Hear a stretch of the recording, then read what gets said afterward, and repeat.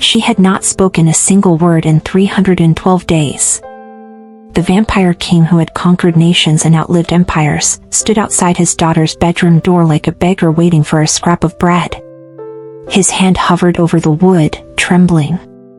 Immortal hands that had torn through enemies without hesitation now shook at the thought of knocking on a 7-year-old's door. Because he knew what awaited him inside. Silence. The same silence he had created with 3 careless words spoken in the darkest moment of his grief. "Can I ask for something small?" Someone said no one would ever subscribe to this channel because I don't deserve success. Please, show them that dreams don't die that easily. Subscribe and tell me where you're watching from. She stopped speaking the night he called her annoying.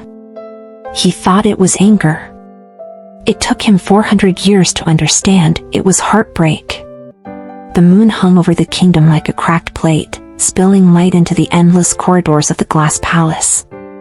The vampire king sat on his throne, shoulders bowed beneath centuries of glory that now felt like chains. His court kept its distance. Their ruler's grief had curdled into something colder than death. He no longer commanded, he simply existed, a monument to loss shaped in immortal flesh. Her name was Leora. She was barely 7 when her mother died, a girl of silver eyes and a heartbeat too slow to belong to the living. She wore small ribbons in her dark hair, ribbons she tied herself because no one else dared get too close to the king's child. Rumor said she glowed faintly in moonlight, and sometimes the glow trembled when she cried. Every morning, Leora padded barefoot through the halls, clutching a music box shaped like a crescent moon. It played a lullaby her mother used to hum, the sound tinny but tender. She played it not for herself, but for the man locked behind the throne room doors. That morning, as the dawn tried to peek into the night, she brought the music box again. The doors opened with a groan like the world's longest sigh. Her small voice followed. "Papa." No answer. She took a few timid steps forward. The throne loomed. On it sat the vampire king, eyes closed, jaw still, a god carved from regret. "I brought the song again. The one Mama liked." He opened his eyes. They'd once been the deep red of ancient power, now they were dull. "I told you not to bring that again. I thought it would help." "Help?" His laugh was dry. "You think your noise helps?" He rose, cloak sweeping like a storm. "You hover. You cry.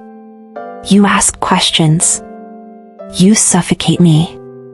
Silence fell. Leora blinked. In her little hands, the music box trembled, the tune warbling into something broken. You're annoyed by me?" she whispered. "Yes." His words cut like shards of glass. "You are clingy, and you are suffocating. Go. Leave me." The music box stopped. She didn't cry this time.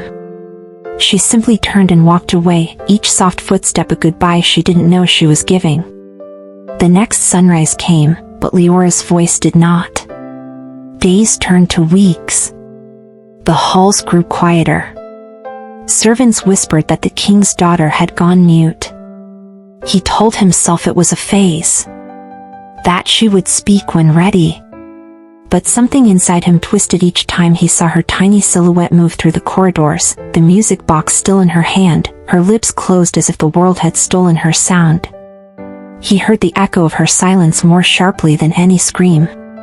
If you've ever said something in anger that haunted you afterward, you already know this pain.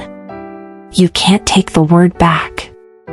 It sits in the air for years, echoing, changing everything. Tell me in the comments, have you ever wished you could unspeak a moment? The king began avoiding her. It felt easier. But guilt walks beside silence. Every time he glimpsed her sitting by the window tracing moons on the glass with her fingertip, a weight gathered behind his ribs. And here's your small cruel irony, he was immortal. That meant the silence would never end. He told himself he would fix it tomorrow. Immortals always think there's time. But days can stiffen into centuries when pride stands guard. Leora grew slower, paler, still voiceless. She watched her father from a distance. Sometimes she smiled faintly as if she forgave him already. Sometimes she vanished for days. The servants said she was walking in the rose gardens where her mother once sat. The petals there never wilted, he made sure of it, an enchantment for the dead, but not for the living. One night, the Vampire King found her asleep in the garden beside those immortal roses. He almost woke her. His hand hovered over her hair, but habit made him freeze. He remembered how soft her mother's hair had been under his palm. Guilt burned his throat. He turned away. And in the moment he left her there, silence deepened into eternity. He didn't realize it yet, but her silence would become his curse, a silence so complete that not even the undead could outlive it. Imagine watching this far and not subscribing. Don't do me like that. Join the fastest growing vampire love community. You'll fit right in with the hearts that beat for stories like this one. That completes Act 1, Dual Introduction. It frames both the father and daughter, his coldness, her pain, the silence that begins the story's eternity. Act 2, Emotional Spark, will follow, where the supernatural consequence of her silence starts to manifest, transforming regret into haunting. Centuries have a strange way of slipping past when you refuse to feel them. For mortals, time heals. For immortals, it only deepens the wound. The Vampire King thought the silence would fade. Leora would speak again, someday. But days became decades, decades became centuries, and her silence stayed as constant as the moonlight on the palace walls. Even the servants aged and turned to dust while father and daughter remained the same, unmoving, unhealed. In the 5th century after the queen's death, their portraits still hung in the grand hall. The queen's smiling face looked down upon them, her painted eyes full of a warmth neither of them could reach anymore. One night, as rain poured like melted silver from the sky, the king found himself wandering the old nursery. The toys were untouched, the lace curtains yellowed with time. And there, on the small wooden table, sat the music box, the same one shaped like a crescent moon. He reached for it. It clicked open, and the song began to play. The air itself seemed to hold its breath. The dull melody scraped at something deep inside him. He remembered the look in her eyes that last morning. He closed his eyes and whispered her name, but there was no answer. He whispered again. His voice broke. Then he heard it, a faint sound behind him. A soft shuffle. He turned. Leora stood in the doorway, pale as starlight, her small frame wrapped in a white cloak now much too short for her. She had grown, but her face still carried that childlike stillness. Her lips were closed. Always closed. He stepped toward her. Leora. Her eyes met his, steady but distant. Leora, say something. Anything. His voice cracked again. It's been long enough, my heart. Please. She lowered her gaze and pointed to the corner of the room where the moonlight pooled. There, carved into the wall by tiny claw marks, were hundreds, thousands, of little lines. Each one etched over years into the stone, one for every word she wished she could say but didn't. It struck him then like a stake through the chest. She hadn't gone silent out of stubbornness. It was grief. Grief too big for her body to hold, grief he had created. He fell to his knees. I was cruel. I was broken, but I took it out on you. His hands shook as he touched the carvings on the wall. I thought time would fix it. But time was never your cure, it was your prison. The music box ended with a small click, and the room returned to its empty stillness. When he looked up, Leora was gone. Not vanished into thin air, he could smell her faint floral scent still lingering, but gone deeper into the palace, the way ghosts retreat from light. And that night something in the castle shifted. The portraits whispered when he passed. The candles flickered without wind. Every reflection in the mirror behind the throne showed not one figure but two, himself, and behind him, the small silent shadow of a girl. He tried to summon her, calling her name in the voice that could command an army, halt the sea, bend night itself. But her silence was stronger than his power. Silence had become its own curse, its own creature. And it was turning the immortal king into something worse than undead, penitent. Have you ever realized too late that your silence cost someone something precious? That one cold word became a lifetime barrier? Write it in the comments, sometimes telling it breaks the curse a little. Night after night, he chased echoes of her presence through the palace. Sometimes he saw her sitting by the rose garden.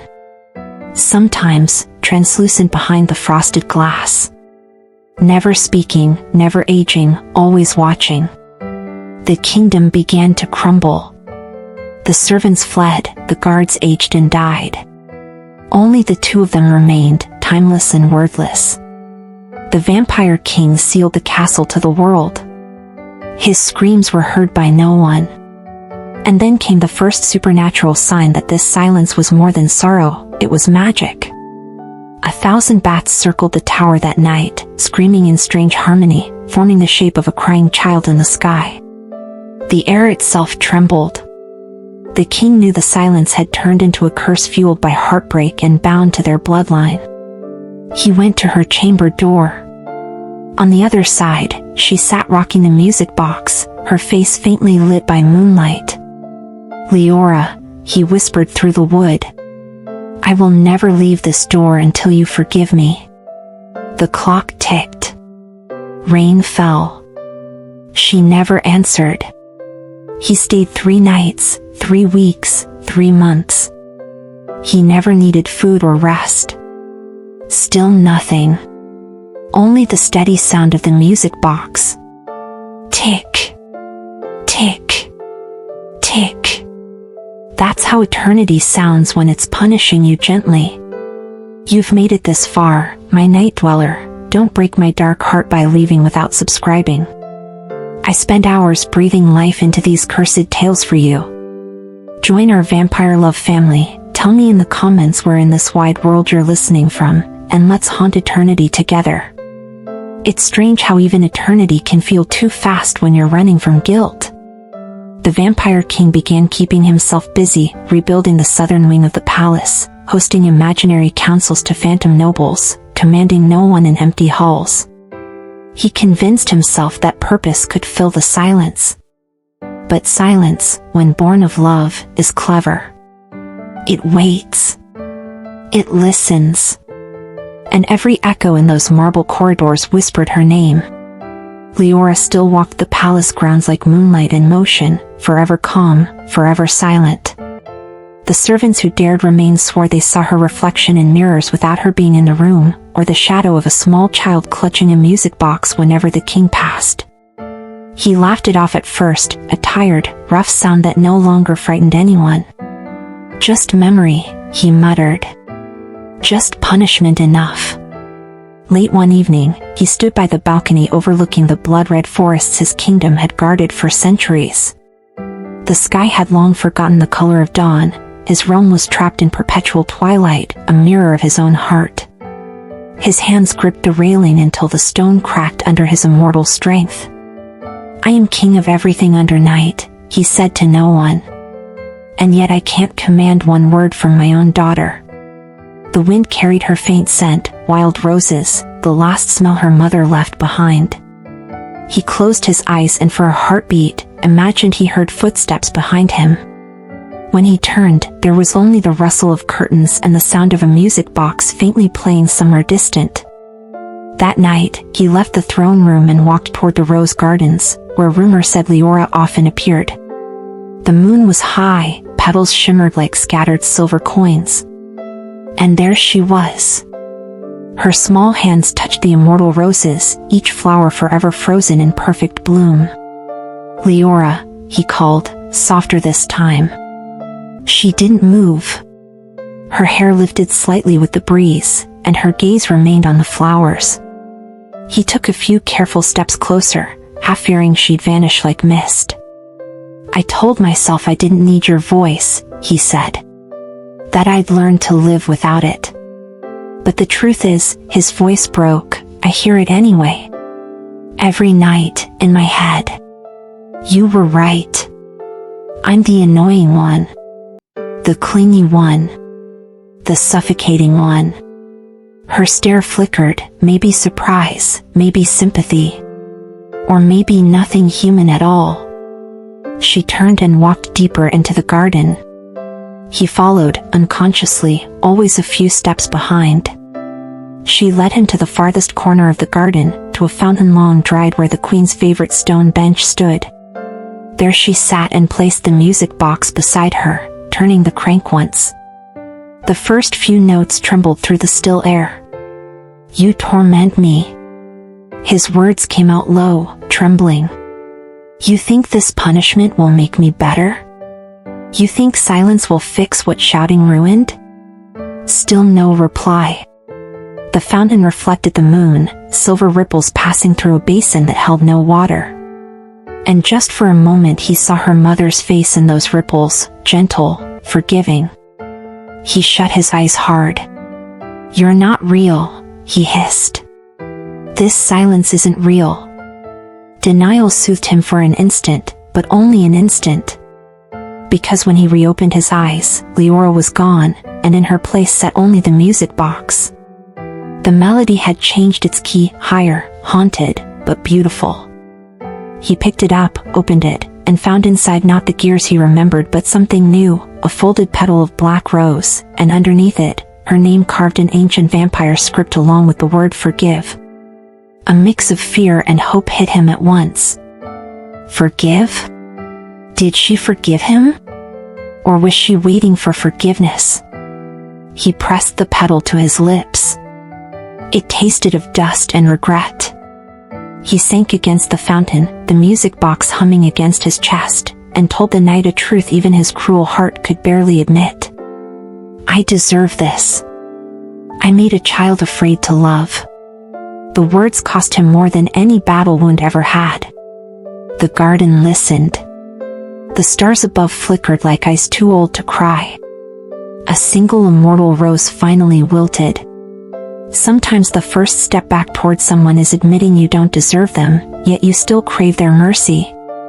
Call it weakness, call it hope, but write in the comments, do you believe anyone can ever fully earn forgiveness? Or do we simply ask and pray they say yes? Hours later, the Vampire King rose, holding the music box to his heart. For the first time in centuries, he didn't run from the silence. He walked inside it, down those winding halls, ready to face whatever waited. If you're still listening, remember, it takes me hours to build this world for you. It takes you 1 second to subscribe. Don't be the ghost who vanishes at dawn. Stay, and let's wander the next century together. The storm came from nowhere, black clouds curling over the horizon, winds shrieking across the towers. The palace walls trembled as if the earth itself had finally grown tired of bearing the king's sorrow. He rushed through the great hall, red cloak snapping behind him like spilled blood. Lightning flashed across portraits of long-dead ancestors, their painted eyes gleaming with silent judgment. The air thickened with a humming, ancient energy, the kind that only arrived when curses began to shift. He found Leora at the edge of the west balcony, standing beneath the torrent of rain, face tilted toward heaven as if listening to something beyond mortal hearing. Water streamed down her white dress, pooling at her feet. But she didn't move. "Come inside," he shouted above the thunder.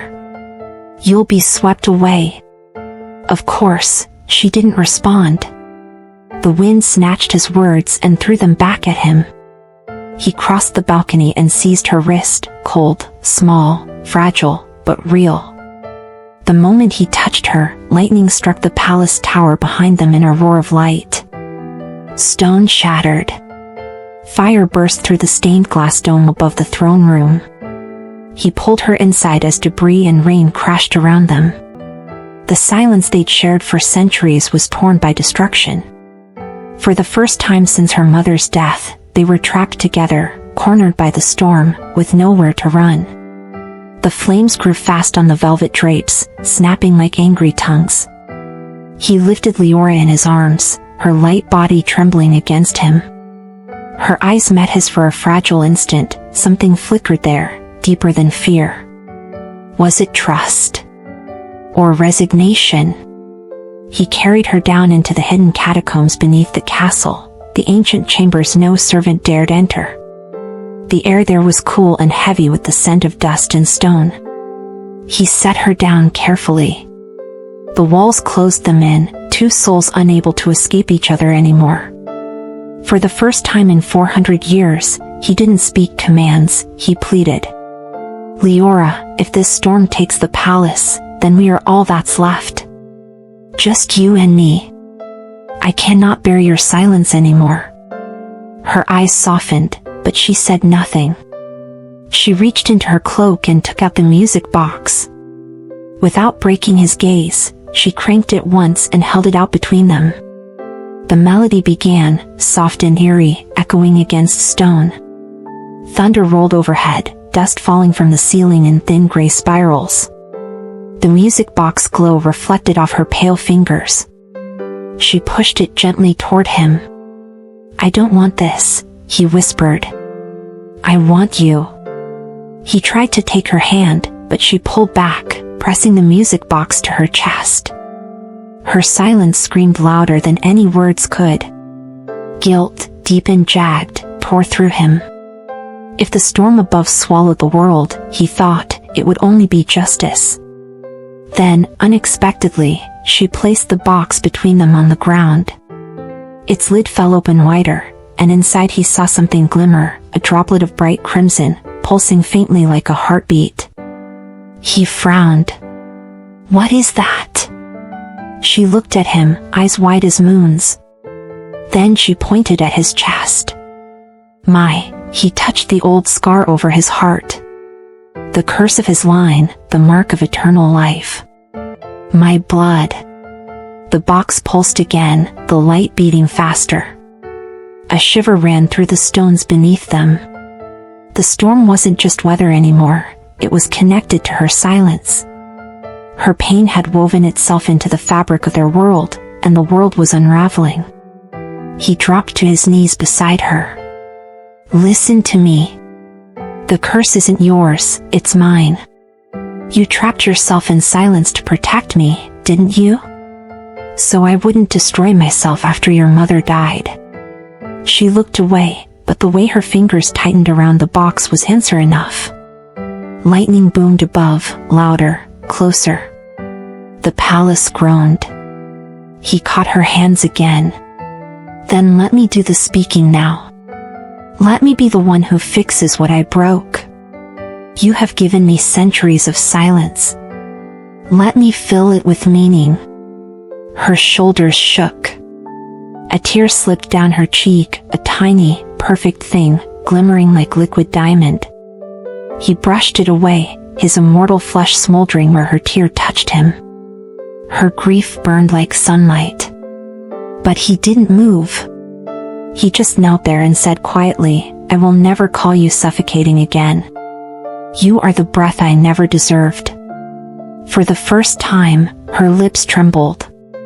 Not yet a word, but the shape of one. He caught his breath, hope, fragile and sharp as the edge of glass. If you're hearing this and feeling it, don't just scroll away like it's another story.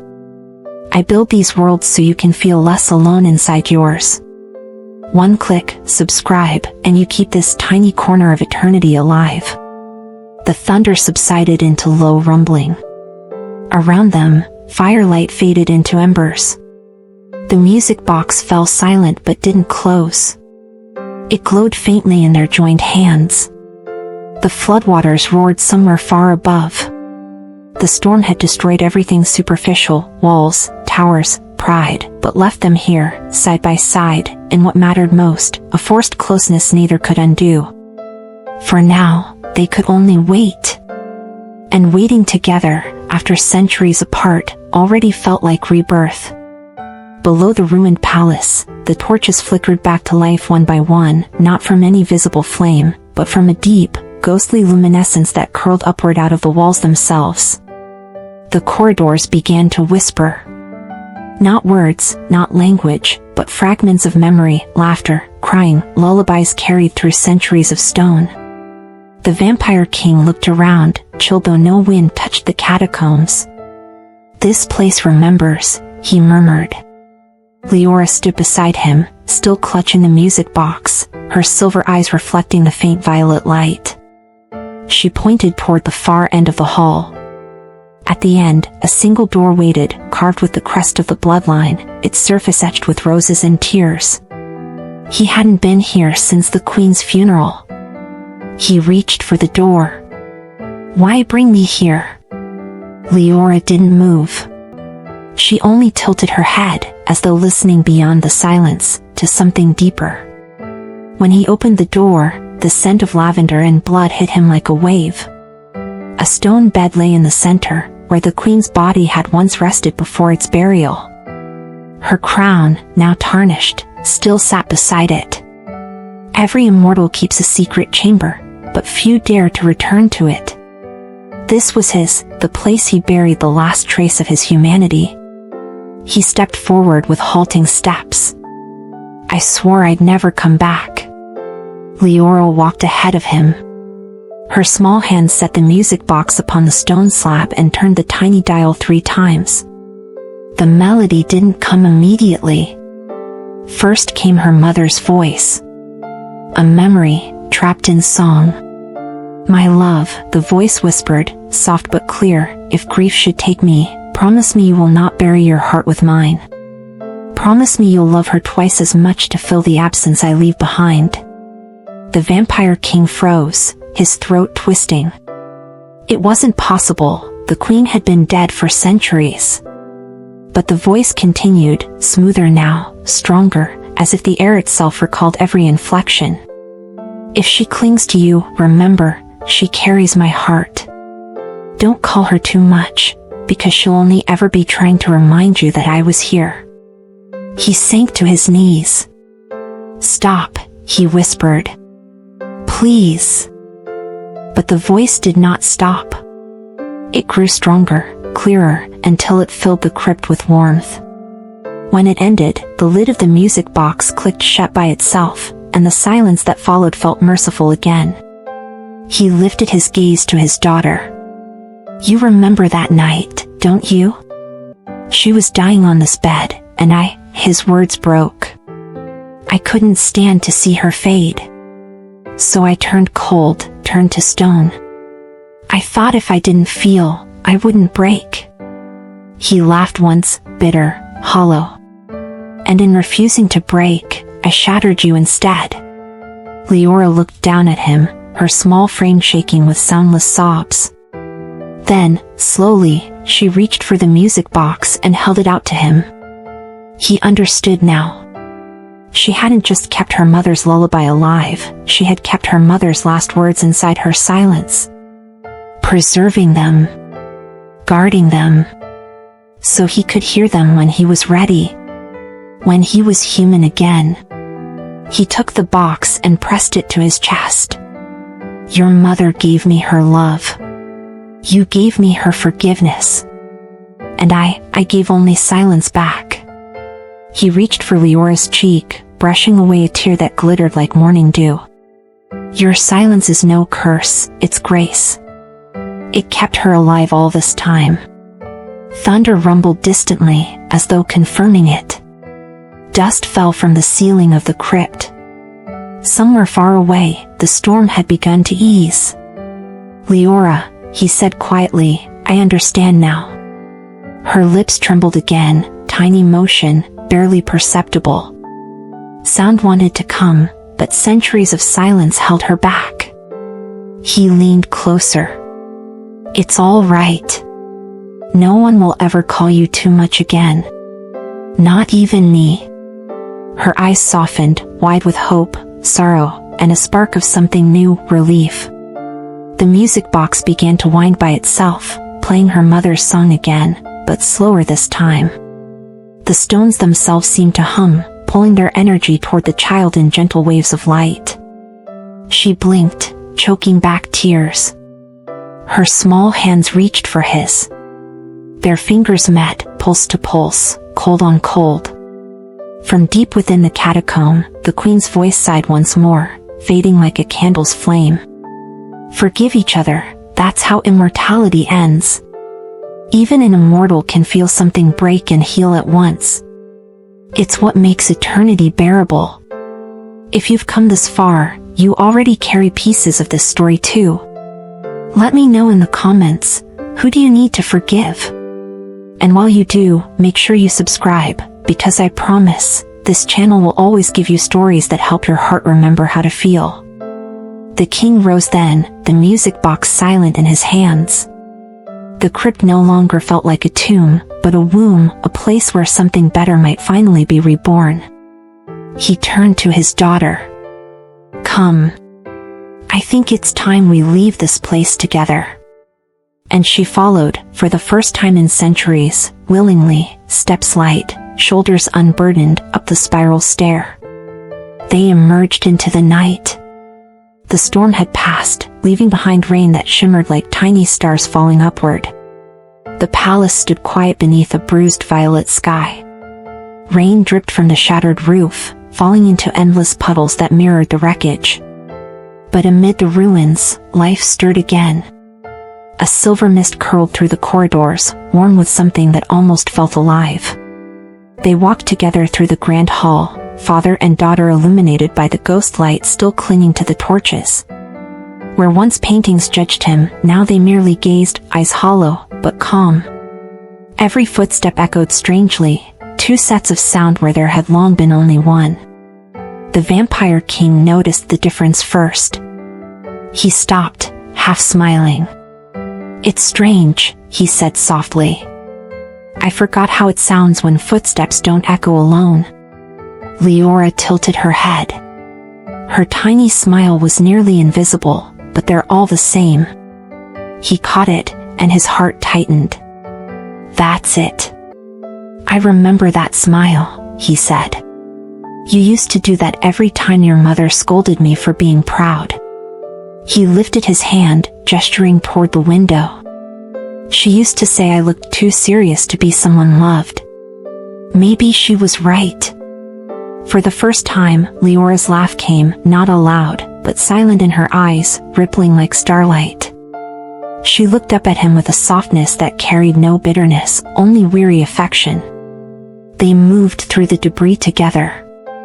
In one of the smaller parlors, some old remnants of her childhood still stood, a cracked marble horse, a small doll of fabric gone almost colorless, and a polished silver flute. He picked up the flute, brushed off the dust, and handed it to her. I remember when you used to blow this in the middle of my council meetings, he said, voice low but warmer than it had been in centuries. Every duke and baron looked scandalized. I remember nearly laughing. Her eyes widened. Then, slowly, she lifted the flute to her lips. It took a moment, the soft puff of air uncertain. But then a single note escaped, faint, trembling, yet beautiful. The first sound she had made in 400 years. The Vampire King froze. His hands trembled. He wanted to shout, to weep, to bow before that fragile sound. Instead, he knelt, his cloak pulling around him. Do it again, he whispered. Please.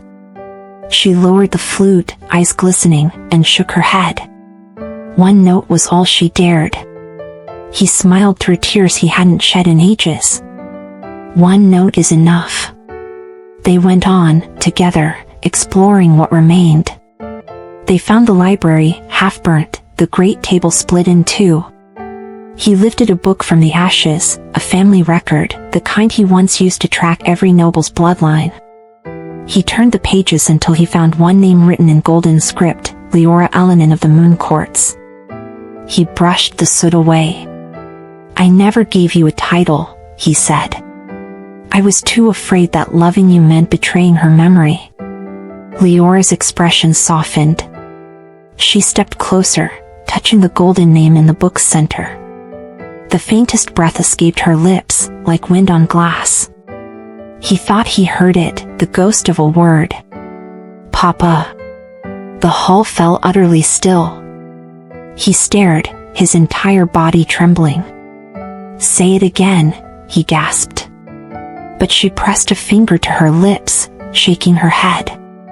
One word was all eternity allowed tonight. He laughed anyway, the sound cracking into something half sob, half prayer. "That one word could sustain me for another 1,000 years." They sat together by the ruins of the window, looking out upon the storm-broken garden. Leora leaned her head against his shoulder, his hand rested lightly atop hers. It was the simplest human gesture in all the world, but for him, it felt like a miracle. In moments like that, even immortality grows quiet. She watched the fading horizon glow faintly, as if the world itself remembered the idea of dawn. He whispered, "You know, your mother said I could never apologize without making it sound like a speech. So instead of words, I'll just stay here. That's all." She looked up at him. Then, slowly, she reached into one of the folds of her dress and took out a fragment of rose quartz, a shiny little pebble once given by her mother. She pressed it into his palm, her fingers closing over his. No words needed. This was forgiveness made visible. He nodded, eyes glistening in the half-light. "Then we start again." Outside, the roses that had never wilted finally released a soft rain of petals. After centuries frozen in enchantment, even they surrendered to the natural world, falling gently across the broken palace like a blessing. And there, surrounded by ghosts made gentle, a father and daughter began to feel like family again, not royalty, not tragedy, just two souls learning to live through what they once destroyed. If you're hearing this part of the story, stay with me, don't drift away into your night just yet. Leave a bit of your own heart in the comments. When's the last time someone forgave you when you didn't deserve it? And please, don't make me whisper into the void, press subscribe and join the family. Your story keeps this one breathing. By the time the moon lifted to its highest point, both had fallen into a quiet rest, leaning against one another, the music box between them still glowing faintly, as if their joined touch had given it back its purpose. For the first time since her mother's death, the palace wasn't haunted. It was alive. His silence changed that night. It was no longer gentle. The air in the palace turned sharp again, humming with something restless. Ripples of dark light crawled along the walls. The curse, the one born the day he called his little girl annoying, had never truly been gone, it had only waited, silent as she had been, gathering the despair that neither of them had spoken aloud. The Vampire King woke to the sound of the music box playing by itself. But the tune had shifted into a discordant, frantic rhythm. The lid quivered as if the thing inside were alive. He sat up, scanning the burned hall. "Leora?" No answer. He found her standing near the old throne, the firelight from the reborn roses glowing behind her. Her small frame looked even smaller in the vast room. She was holding the flute, her fingers were trembling. The note that came out was high, cracked, and suddenly she doubled over, clutching her chest as if sound itself hurt her. The music box shrieked, the roses outside turned black at the edges, and the ceiling trembled. He reached her in an instant.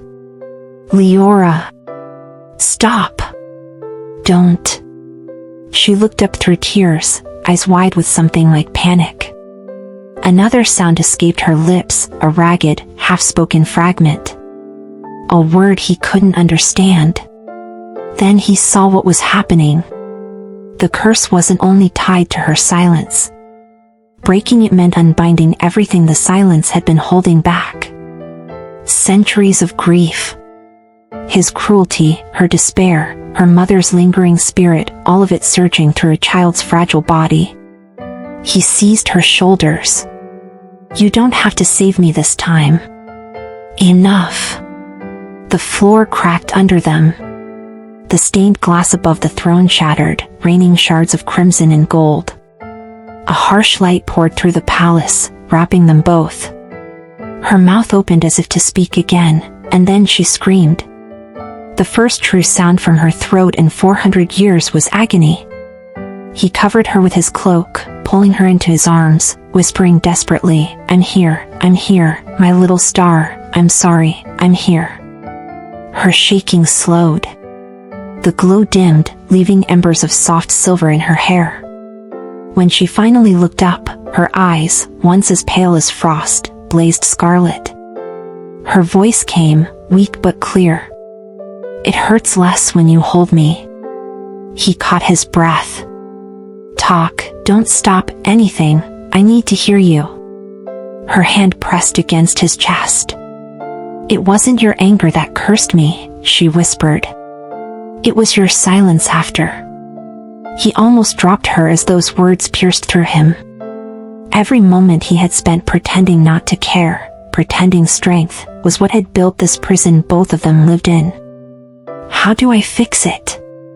His voice cracked. Tell me. You can't. Her body trembled again, fading in his arms as if she were made of mist. The curse always needed a choice. Her breath came slower. You have to give up eternity, or me. He froze. No. One of us has to stop outlasting the pain.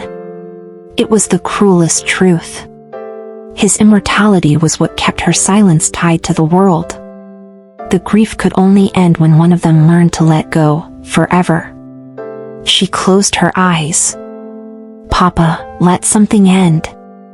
He held her tighter. The walls cracked, the storm outside roared again. No. I told you I'd never lose you. Not again. Her voice fell to a whisper. Then we'll both stay broken. Thunder tore the roof open. The music box flew from her hand and smashed against the floor, pieces scattering like bones. The melody sputtered, warping, choking itself out. He pressed his forehead to hers and whispered, forgive me. For everything. She smiled through tears. I already did. Then her body went limp, her glow snuffed out like a candle. He screamed her name once, a sound so violent it cracked the world, a roar of grief, of love, of an eternity finally breaking under its own weight. The palace lights went dead. The storm collapsed into silence. And the immortal king, unbreathing, unyielding, fell to his knees beside the small, still form of the only person who had ever made him truly alive. Silence returned, colder than before. If you've ever watched something precious slip away and could only blame yourself for it, you understand this moment. Leave your thoughts in the comments so they don't rot inside you. And don't vanish into the night without subscribing. Stories like this one are built from sleepless hearts. The Vampire King closed his daughter's eyes, trembling. Not again, he whispered to the dark. Not this time. Somewhere far away, a faint note of the broken lullaby played itself back.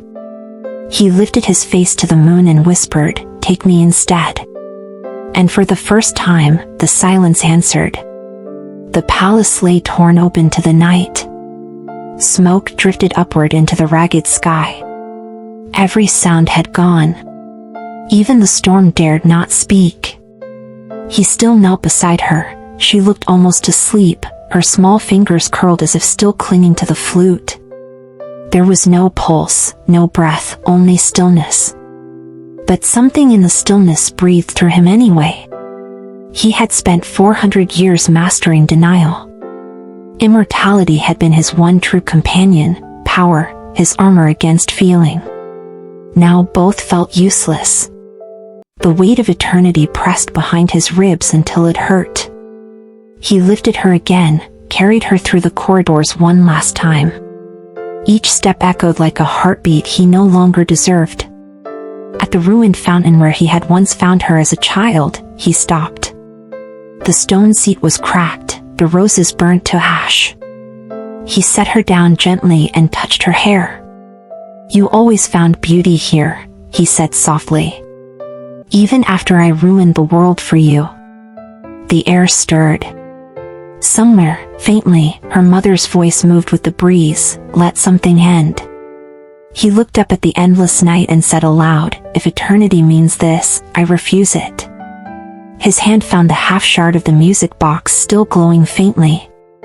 He pressed it to his chest, whispering the old vow that bound his bloodline's immortality. The wound tore open, light spilling from him, the heart fire that had kept him alive since the first night he drank the moon. It burned. The ground shuddered. Stone melted into dust beneath his knees. He didn't fight. "Take it back," he whispered. "All of it." Pieces of memory flashed through him, her first step, her laugh, the small hand that used to tug at his cloak. He felt the warmth return as the cold left, his power pouring out like spilled wine. And then, slowly, gently, the roses in front of him began to bloom again. One by one, red, gold, white, living. A soft hum filled the garden, the same note that had lived inside the music box since the beginning. Leora's chest rose once. It was barely perceptible. But she breathed. A sound left his throat, no longer a roar, no longer despair. Just a trembling gasp of joy. He leaned forward, whispering, "Come back to me." Her eyelids fluttered. Color returned to her lips.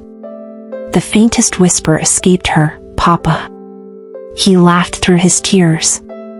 Yes. Always. He could already feel his own strength failing. The walls of the world closing around him. Immortality was leaving like a tide. Each heartbeat felt smaller than the last, but for once, it didn't frighten him. The curse had demanded a life to restart another. He touched her face, smiling. "You don't need to speak again if you don't wish to. You've already said everything." She reached for him weakly, fingers tracing the tears on his cheek. "I love you," she whispered, her voice fragile but real. "And I," his breath faltered, "love you more than night, more than time itself." Light burst from the ground between them. His body dissolved like mist in dawn. For a moment, only his eyes remained, bright and gentle. "Live," he whispered. "That's how you honor me." Then he was gone. The roses bent toward her as if bowing. The pieces of the music box floated upward, swirling around her, merging into a single glowing orb. When it settled against her heart, the palace exhaled. The curse ended. She stood slowly, dazed, looking toward the horizon. For the first time in 500 years, light broke, Real dawn climbing over the kingdom's edge. She stepped toward it, barefoot, the morning wind catching her dark hair. Behind her, the garden whispered farewell. Sometimes love asks you not to hold tighter, but to open your hands. Tell me, have you ever had to let something go so someone else could breathe? Put it in the comments. Sharing it keeps the memory alive. And please, don't walk away in silence, subscribe. Stories like this one keep the heartbeat of this fading world strong. The first sunlight touched her face. It felt warm. It felt human. She smiled through her tears, whispering again, almost to the air itself, "Thank you." The kingdom woke under real sunlight for the first time in 500 years. The ancient clouds that had blanketed the lands withdrew, unveiling soft gold that spread across the ruins like forgiveness given shape. The glass of the palace glittered, no longer fractured by shadows but shining with reflected light.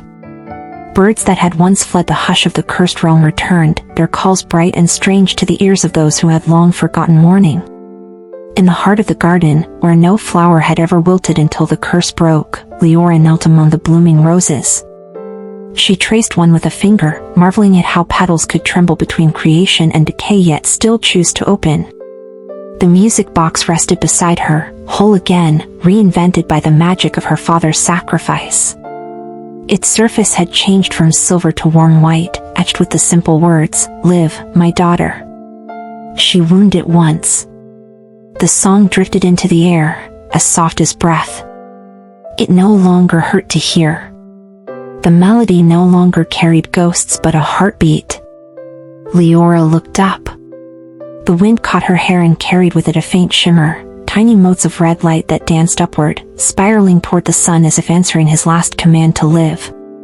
She smiled through the tears that would always be there, walking barefoot through the ruins that had been a prison and were now simply home. As she passed, the walls repaired themselves, stone fusing to stone, ivy creeping green against them, light filling every corner her father's shadow had once haunted. At the entrance of the throne room, she stopped. The throne itself had melted into the floor, leaving only the cracked seal of their house. She pressed the music box into that old sigil. A faint glow spread outward, carving new words into the marble. Love ends not in silence, but in what it gives back. She whispered, "Rest easy, Papa." The sound of her voice, finally unbound, rolled through the halls like fresh wind. Each echo healed a little more of what centuries had broken. The palace finally breathed. As evening came, she walked to the balcony and watched light pour over the forests.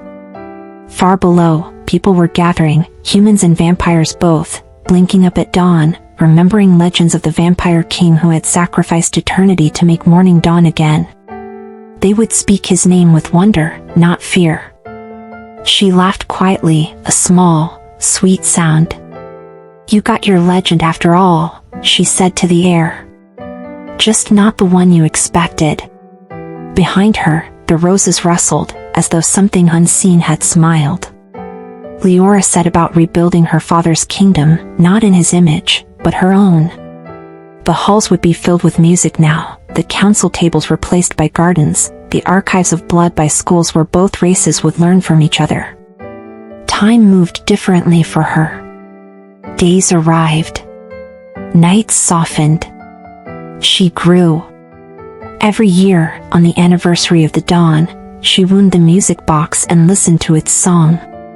And though the voice inside never spoke words again, she swore she could still feel the warmth of arms lifting her, the whisper that had saved her, "Live." For centuries more, bards would tell the story of the vampire king and his daughter who broke the silence. They would begin it differently each time, but it always ended the same way. That somewhere beyond night and time, a father still kneels beside his child as sunlight spills over them both. If you felt that ending swell in your chest, don't fade away like the last note of a lullaby. Leave a trace of yourself here. Tell me where you're listening from, tell someone what it made you remember, and press subscribe. It's one small act, but it keeps the family of stories growing, keeps these voices alive a little longer. Some stories end with victory.